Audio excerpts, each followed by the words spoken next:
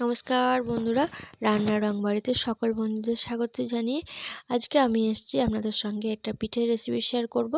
তা আজকে এই রেসিপিটা সবার ভালো লাগবে। দেখুন আজকে বানাবো গাজরের পাটিসাপটা। তো পাটিসাপটাটা আজকে কিভাবে বানাবো দেখুন। আর এরকমভাবে পাটিসাপটা বানালে খুব টেস্টি হয়, নরমও হয়।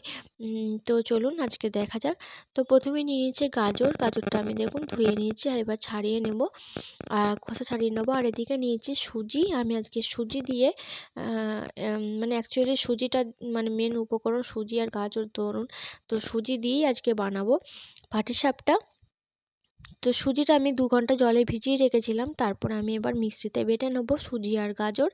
তো গাজরটা এইভাবে ছোটো ছোটো করে কুচিয়ে নিয়েছি। তো গাজর আর সুজি দিয়ে আমি একটা ব্যাটার বানিয়ে নিচ্ছি। তো দেখুন এইভাবে ব্যাটারটা হয়েছে। এবার এই ব্যাটারটা আমি ওই বড় পাত্রে ঢেলে নিলাম। তো বড় পাত্রে ঢেলে নেওয়ার পর এতে আমি একে একে সব উপকরণগুলো মিশিয়ে নেব, আর একটা পাতলা ব্যাটার আমি তৈরি করে নেব। তো প্রথমেই আমি দিয়ে দিচ্ছি 1 কাপ মতো আলো চালের গুঁড়ো। তো এই কাপটাতে আমি সুজি নিয়েছি, মাপটা আমার এটাই। তো এই কাপে আমি নিয়েছি 2 কাপ সুজি আর 1 কাপ চালের গুঁড়ো। এখানে নিয়েছি আতপ চালের গুঁড়ো।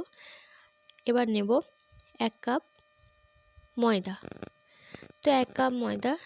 এবার আমি দেব একটু নুন, কারণ নুনটা দিয়ে তারপরে জল দিয়ে আমি এটা ব্যাটারটা তৈরি করে নেব। এবার দিয়ে দিলাম একটু নুন, আর দেব এখানে মিক্সির যে বাটিটা ধুয়ে আমি জল দিচ্ছি, কারণ এটা একটা ব্যাটার বানাবো, এটা পাতলা ব্যাটার, তো খুব পাতলা নয়। আর এখানে দেখুন চিনিটা এই যে ওই কাপেই মানে মাপের চিনিটা আমি একটুখানি বেটে নিচ্ছি, কারণ চিনিটার দানাগুলো প্রচণ্ড মোটা দানা ছিল, গলতে দেরি হবে, তাই আমি একটু বেটে নিয়ে এটা মিশিয়ে নিলাম। তো দেখুন এরকম ব্যাটারটা হয়েছে।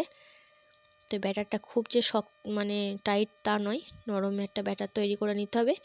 এখানে আমি দেখুন একটা তেজপাতা কেটে একটা করে নিয়েছি, আর এখানে বেগুনের মুখটা নিয়েছি, আর এখানে নিয়েছি ঘরে তৈরি ক্ষীর, আমি অলরেডি তৈরি করেছিলাম। আর এখানে নিয়েছি সন্দেশ করে নিয়েছিলাম ছানা দিয়ে, তো সেটা দুটোই আমার রেডি আছে। এটা একটু টাটকা বলে একটুখানি পাতলা আছে, তো বসে যাবে আশা করছি হতে হতে। তো এদিকে আমি ননস্টিকেই আমি পাটিসাপটাটা করবো আজকে।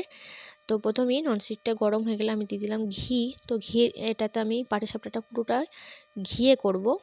তো ঘি দিয়ে আমি বেগুনের মুখটা দিয়ে একটু বুলিয়ে নিলাম, তারপরে আমি দিয়ে দিলাম ব্যাটারটা। তো প্রথমে আমার এইসব দেখাতে দেখাতে খুব গরম হয়ে গেছিলো তাওয়াটা, মানে ফ্রাই প্যানটা, সেই জন্য লেগে যাচ্ছিলো একটুখানি। তো দেখুন ম্যানেজ করে নিয়েছি। তো আমি ওই তেজপাতাটা দিয়ে ঘুরিয়ে একটা রাউন্ড করে নিলাম। তো এবার আমি পুরটা দিয়ে দিচ্ছি, এটা আমি ক্ষীরের পুর দিলাম।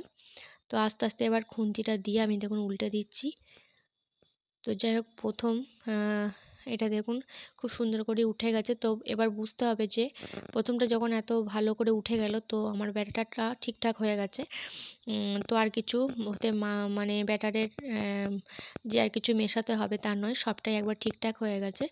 তো এবার বলে রাখি যে ব্যাটারে বেশি পরিমাণ মিষ্টি দেবেন না, তাহলে এখানে কিন্তু পুড়ে যাওয়ার বা লেগে যাওয়ার সম্ভাবনা বেশি থাকে। তো একটু কম পরিমাণে দিতে হবে।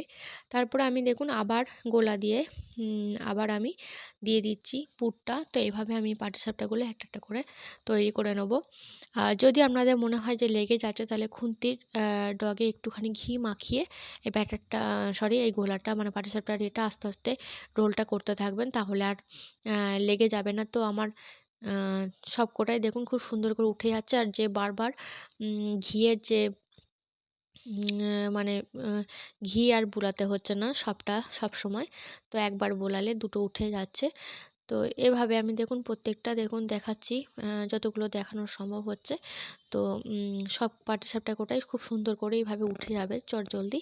তো এখানে ওই সুজিটার পরিমাণটা কিন্তু এইটাই রাখতে হবে, তাহলে কিন্তু পাটিসাপটাগুলো নরম হবে।